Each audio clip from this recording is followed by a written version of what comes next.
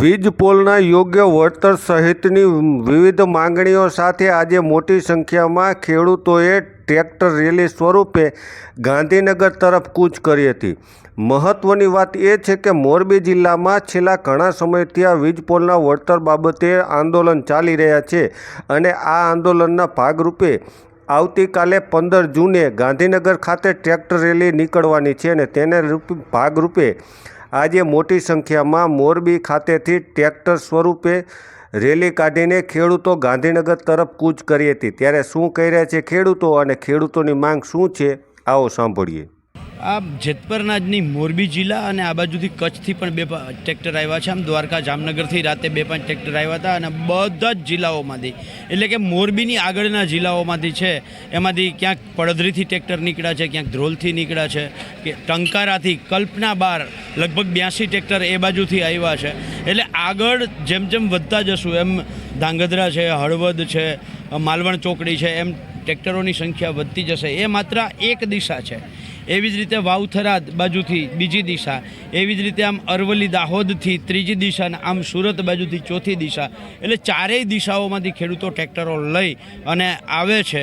અને આ એટલા માટે તમે કહ્યું કે આજે અચાનક જ કેમ? અચાનક નથી। અમે 15 જૂને શાંતિપુરા સર્કલે સવારે 10 વાગે ભેગું થવાનો કોલ આપ્યો હતો। શાંતિપુરા સર્કલે જો અમારે 10 વાગે કાલે પહોંચવું હોય 15 જૂને તો 200 કિલોમીટરનું અંતર છે। જે જામનગર દ્વારકાથી નીકળ્યા એ ગઈકાલે નીકળી ગયા હતા। એટલે આ જે છે એ શાંતિપુરા સર્કલે કાલે 10 વાગે પહોંચવા માટે એ સમય, ટ્રેક્ટરની સ્પીડ બધું જ ધ્યાને રાખી અને અત્યારે અમે નીકળીએ છીએ। ગઈકાલે કદાચ આવતીકાલે જે તમારું આયોજન છે સરકાર માંગણી નહીં સ્વીકારે, આગામી શું રહેશે? હું જાહેર માધ્યમોના માધ્યમથી કહેવા માગું છું કે જો સરકાર આ માંગ ન સ્વીકારે તો સરકાર નિર્દય છે, નિષ્ઠુર છે, સરકારને શું કહેવાય કાળમીંઢ પથ્થર છે। જે ખેડૂતના ખેતરમાં થાંભલો જિંદગીભરનું જોખમ છે, બરાબર છે। 3 દિવસ પહેલાં વડોદરાના ડભોઈ તાલુકાના ભાવપુરા ગામમાં જે ઘટના બની, આખો થાંભલો ઊભા થયા પછી આ જ પાવર ગ્રીડનો મજૂરો તાર ખેંચતા હતા અને થાંભલો ધરાયસી થયો અને એ 3 મજૂરોના મોત થયા છે।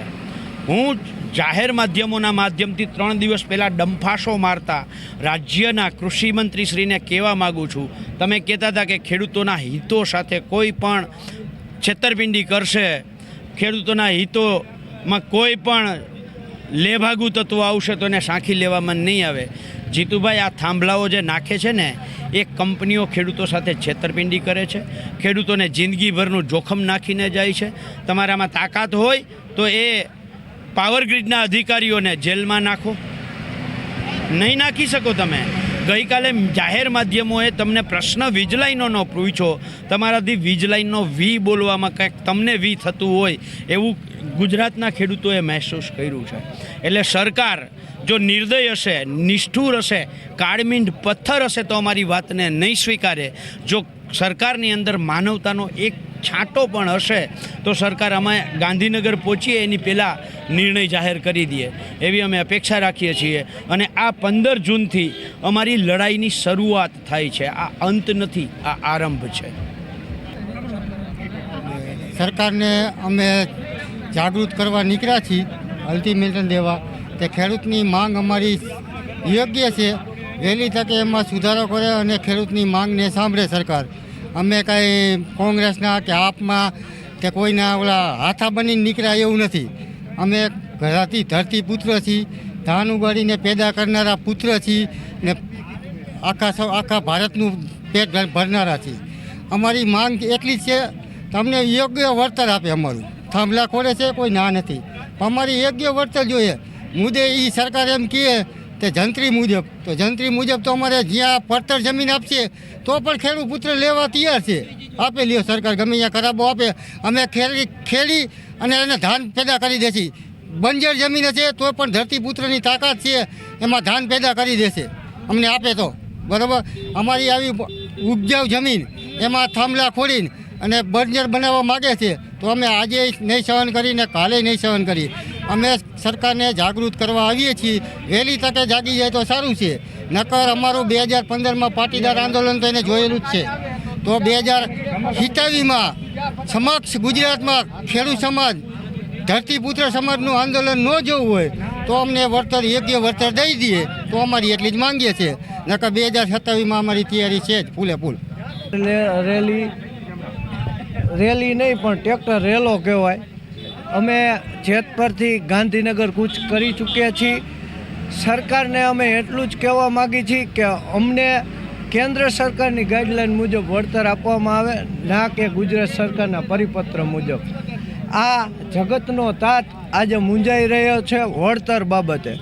તમે અમને પૂરતું વળતર નહીં આપો તો અમે આ જમીનો કેવી રીતે વાવી શકશી? હું અદાણી કંપનીવાળાને એમ કહેવા માગું છું, તમારો બંગલો હોય ત્યાં તમે મને એક રૂમ આપશો ભાડે વચ્ચે, તો અમારી આ 10 વીઘા 50 વીઘા જમીનમાં તમે 1 વીઘો હું કેમ માગો છો? આજે અદાણીના જ એરપોર્ટમાં જઈ તો 120 રૂપિયા 1 કલાકનું ભાડું લેવામાં આવે છે. તો અમારી જમીન કેમ ભાડે નથી લેતા? એ લોકો અહીંયામાંથી કમાણી કરવા માગે છે અને અમારી અહીંયા જમીનો મફત લેવા માગે છે. અત્યારે અમારી જમીનો આ ભાવે એ લઈએ તો આગામી સમયમાં રોડ આવે, રસ્તા આવે અને બીજી ખાનગી કંપનીઓ આવે તો એને અમે આ ભાવે જમીન દઈ દઈશું તો અમે વાવશું શું આગામી સમયમાં? આ જગતનો તાત મૂંઝાઈ રહ્યો છે. હું સાધુ સંતો બધા જ ને કહું છું, આવો ખેડૂતના સમર્થનમાં આવો. તમે ભગવાન શ્રી રામની પૂજા કરો છો, ભગવાન શ્રી કૃષ્ણની પૂજા કરો છો. આજે આ જગતનો તાત, જગતનો મોટો ભગવાન એમ કહી રહ્યો છે કે તમે અમારી વારે આવો ને અમને વળતર દેવડાવો.